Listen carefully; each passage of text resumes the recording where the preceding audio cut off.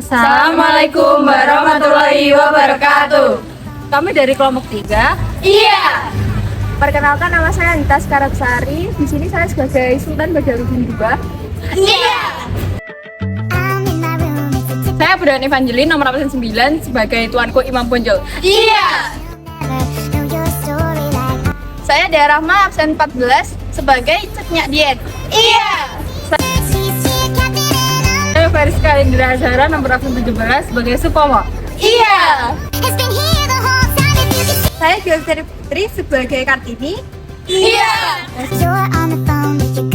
Dan saya Mantapia Permata Dewi nomor absen 26 sebagai insinyur Panwap. Iya.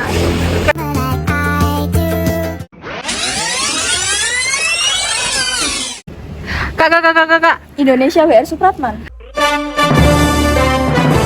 Bukan. Kakak. Sultan Najamuddin II. Bukan. Kakak.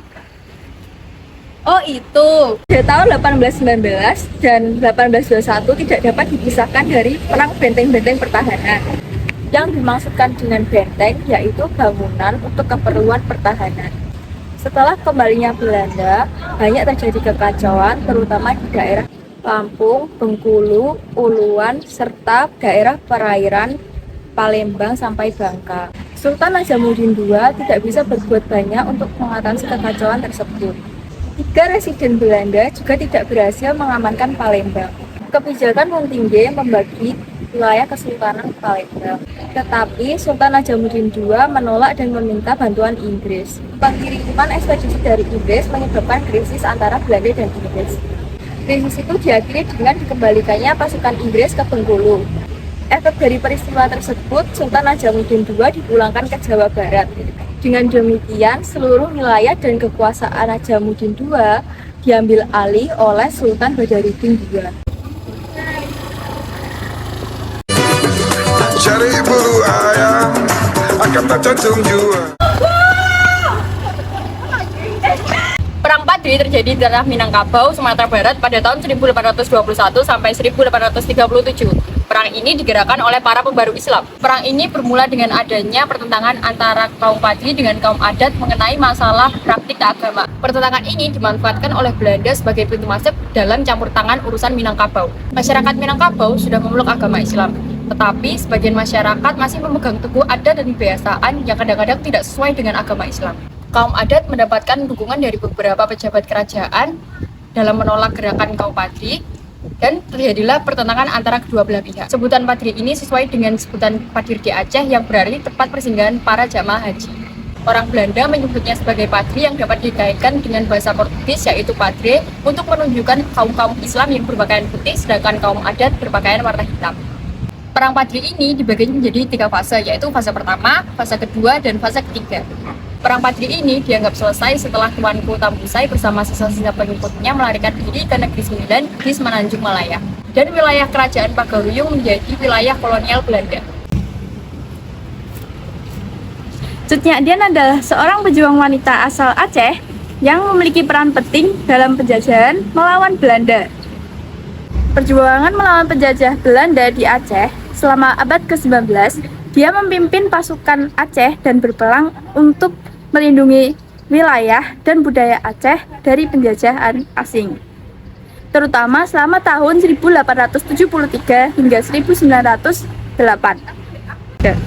Perjuangan Cetnya Dian terutama terjadi di wilayah Aceh yang merupakan bagian dari Kepulauan Indonesia. Cetnya Dian memimpin perjuangan melawan Belanda untuk menjaga kemerdekaan dan kedaulatan Aceh serta melindungi budaya dan nilai-nilai tradisional Aceh dari pengaruh penjajahan Belanda. Cetnya Dian menggunakan taktik perang gerilya dan memimpin pasukannya dalam pertempuran melawan pasukan Belanda. Dia juga mengorganisir masyarakat setempat untuk berpartisipasi dalam perjuangan dan menggunakan diplomasi untuk mencoba mempertahankan kemerdekaan Aceh. Cetnya Dian adalah apaan tuh? Ayo. Kak, ngapain Kak? Budi Utomo adalah organisasi pertama yang ada di Surakarta, Jawa Tengah pada tahun 1908. Budi Utomo berusaha dan bertujuan untuk membangkitkan pendidikan yang ada di Indonesia, yang berusaha membangkitkan budaya politik dan budaya di masyarakat pribumi. Budi Utomo didirikan pada 20 Mei 1908. Budi Utomo membuka jalan bagi organisasi nasionalis yang lain untuk berperan penting dalam memicu kemerdekaan Indonesia. Budi Utomo memiliki struktur organisasi dengan pengurus-pengurus pusat dengan cabang-cabang di daerah-daerah lain. Kalian tahu gak sih kalau sebenarnya Kartini itu sering dianggap sebagai dasar perjuangan para wanita pada zaman dahulu yang dimulai pada tahun 1908. Kartini ini juga menyuarakan isu-isu yang ditulis dalam surat, dan surat tersebut akhirnya dibukukan dengan judul Habislah Gelap, Terbitlah Terang. Surat-surat yang ditulis Kartini itu berisi tentang perlakuan kesewenang-wenangan yang dilakukan oleh golongan laki-laki terhadap perempuan. Surat-surat ini tuh juga menentang adanya kawin paksa. Setelah pergerakan dari Kartini, akhirnya muncullah satu organisasi perempuan pertama di Indonesia yang bernama Putri Mardika yang dibangun pada 1912. Organisasi Putri Mardika ini berkontribusi cukup aktif dalam pemerintahan pada zaman itu dan didukung oleh Budi Utomo. Nah, organisasi ini bertujuan untuk memotivasi para perempuan pada zaman dahulu tentang pentingnya meningkatkan taraf hidup perempuan baik dalam kehidupan sosial maupun pendidikan. Sayangnya, organisasi ini ditutup pada tahun 1920 dengan alasan kurangnya dana dalam memberikan beasiswa pada perempuan. Kak, tolong minta videonya dong. Oh, oke. PNI merupakan Partai Nasional Indonesia yang didirikan oleh Insinyur Soekarno pada tanggal 4 Juli 1927. Partai ini beroperasi di Indonesia dengan basis utama di Jakarta. PNI ini bertujuan sebagai wadah perjuangan kemerdekaan Indonesia dan sebagai wadah politik untuk memperjuangkan kemerdekaan Indonesia. PNI ini mempromosikan nasionalisme dan pada saat itu mereka menggunakan berbagai taktik politik untuk memperjuangkan kemerdekaan Indonesia.